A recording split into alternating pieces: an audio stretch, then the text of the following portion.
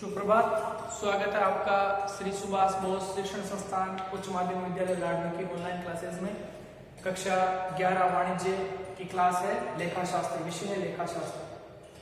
कल हमने या पिछले वीडियो में हमने बात की थी कि किस प्रकार से जो जनरल है उस जनरल से हमें खाता बही में खतौनी करनी है और खतौनी करने के हमने कुछ नियम लिखे थे।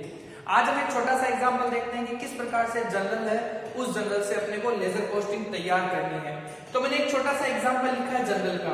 मैंने कुछ चार प्रविष्टियां लिखी है, कुछ 4 प्रविष्टियां लिखी है। उन 4 प्रविष्टियों की हम क्या करेंगे, लेजर पोस्टिंग तैयार करेंगे। सबसे पहले हमने बात की, पहली एंट्री लिखी मैंने cash account DR to capital 1 lakh. उसके बाद मैंने एक कंपाउंड एंट्री की है purchase account DR to cash account to Mahen account. Purchase total 50,000 का है, जिसमें कैश पेमेंट हुआ है 30,000 का, उधार रखा गया है महेन से 20,000 का। उसके बाद है कैश माल बेचा गया तो cash account DR to sales 35,000 का। और फिर लास्ट एंट्री है machine account DR to Kumar and brothers, यानी उधार खरीदी गई है क्योंकि कैश का नाम नहीं आया।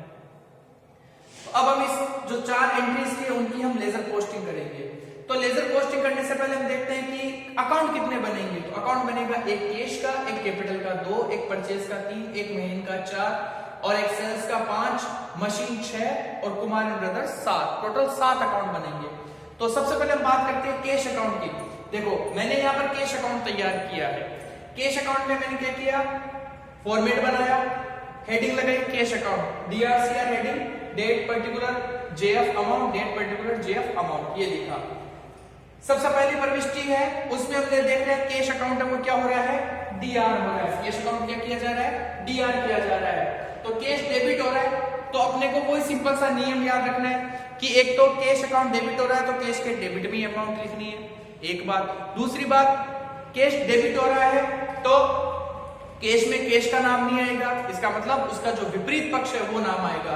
तो यहाँ कैश का विपरीत पक्ष क्या है, कैपिटल। तो कैश के डेबिट में तारीख है 2020 1 जनवरी, कैपिटल में लिखा, विपरीत पक्ष टू कैपिटल। कैश के अकाउंट में माफी चाहता हूं, कैश के अकाउंट में 2 कैपिटल और अमाउंट 1 लाख। ठीक है। उसके बाद दूसरे नंबर पे हम देखते हैं कैश की एंट्री अगली कब आई, कैश की एंट्री आई 5 जनवरी को।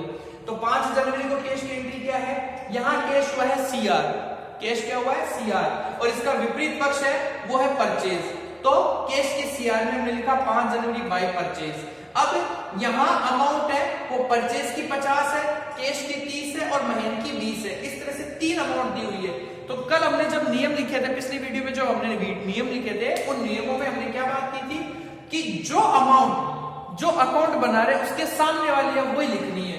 तो यहां कौन सा अकाउंट बना रहे, कैश का अकाउंट बना रहे। तो कैश के सामने अमाउंट कितनी लिखी हुई है, 30,000। तो अमाउंट 30,000 आएगी, लेकिन नाम किसका आएगा, नाम आएगा विपरीत पक्ष का। तो विपरीत पक्ष क्या है, परचेज। तो यहां आएगा 5 जनवरी बाय परचेज 30,000। समझ में आ गई बात। उसके बाद कैश की अगली एंट्री है वो 8 जनवरी को। यहां हम देख रहे हैं कैश क्या हुआ है, डेबिट हुआ है, डीआर हुआ है। तो कैश के डीआर में 8 जनवरी और वही विपरीत पक्ष। तो विपरीत पक्ष कौन सा है, सेल्स है। तो टू सेल्स के नाम से 35,000, अमाउंट कितनी थी 35,000। ये हमने कैश का अकाउंट बनाया। उसके बाद अगला अकाउंट है कैपिटल का। तो कैपिटल के अकाउंट के लिए हम क्या करेंगे, कैपिटल अकाउंट बनाया। ठीक है। अब एक पन्ने में जब आप अलग अलग अकाउंट बना रहे हो तो एक ही सीध में ये लाइन ले लो, बार बार पर्टिकुलर अमाउंट लिखने की आवश्यकता नहीं है, समय बच जाएगा आपका। हाँ, डीआरसीआर है वो आप लिखोगे। ठीक है। तो अगला अकाउंट बनाया कैपिटल। अब यहां देख रहे हैं कैपिटल क्या हुआ है, सीआर हुआ है, क्रेडिट हुआ है। इसका विपरीत पक्ष क्या है, कैश। तो अपने को कोई चीज सीआर में एंट्री करनी है, क्रेडिट साइड में एंट्री करनी है। तो क्रेडिट साइड में हम चले गए, क्रेडिट साइड में डेट लिखी 2020 1 जनवरी और विपरीत पक्ष क्या है, कैश।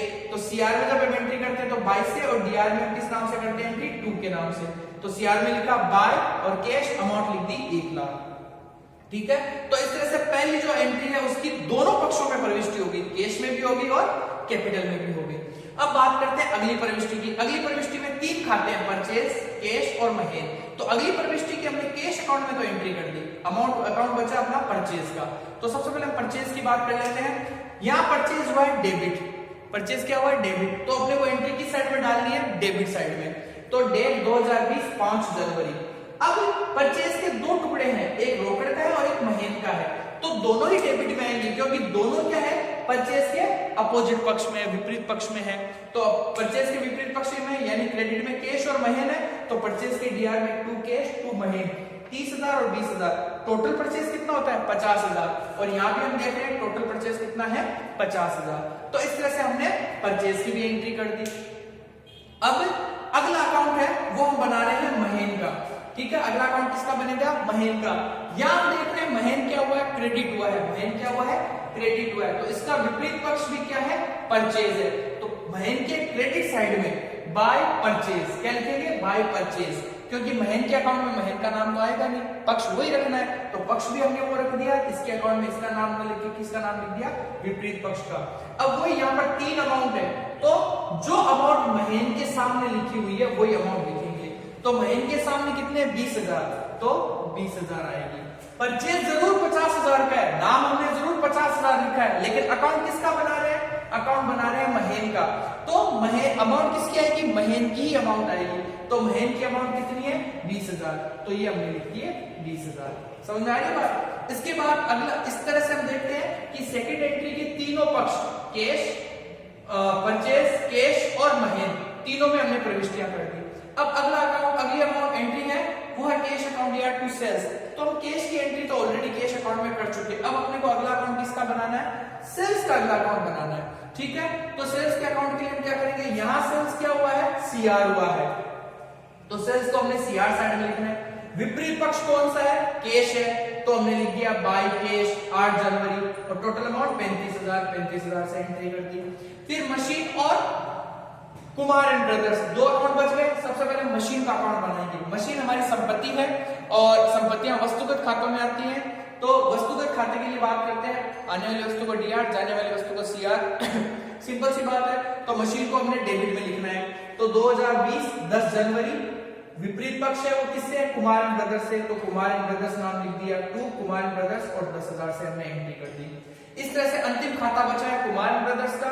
कुमार एंड ब्रदर्स का हमने खाता तैयार कर दिया, डीआरसीआर, यहाँ ये क्रेडिट हुए हैं कुमार ब्रदर्स, तो कुमार ब्रदर्स के खाते को क्रेडिट कर दिया, किस नाम से, बाय मशीन के नाम से, मशीन 1 लाख। ठीक है, तो देखो इस तरह से 2 व्यक्तिगत खाते हमें मिले हैं। कैसे खाते हैं, व्यक्तिगत। तो और ये है वस्तुगत खाता, ये व्यक्तिगत, ये वस्तुगत, और ये भी वस्तुगत, और ये वस्तुगत। तो व्यक्तिगत खातों के बारे में हमने बात बताई थी कि खातों से हमें यह पता चल जाता है कि कौन से व्यक्ति है वो हमारे डेटर, कौन से क्रेडिटर है।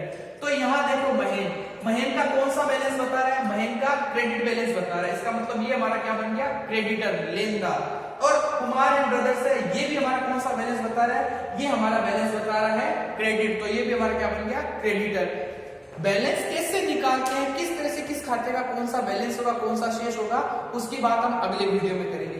तो आज हमने देखा किस प्रकार से जनरल है, उस जनरल से हमने लेजर तैयार किया और उनमें पोस्टिंग की। ठीक है, अभी कुछ एक न्यूमेरिकल क्वेश्चन, छोटे छोटे 2-2, 4-4 क्वेश्चन अभी और करेंगे ताकि ये चीज अच्छे से क्लियर हो जाए। बाकी अगले वीडियो में। धन्यवाद।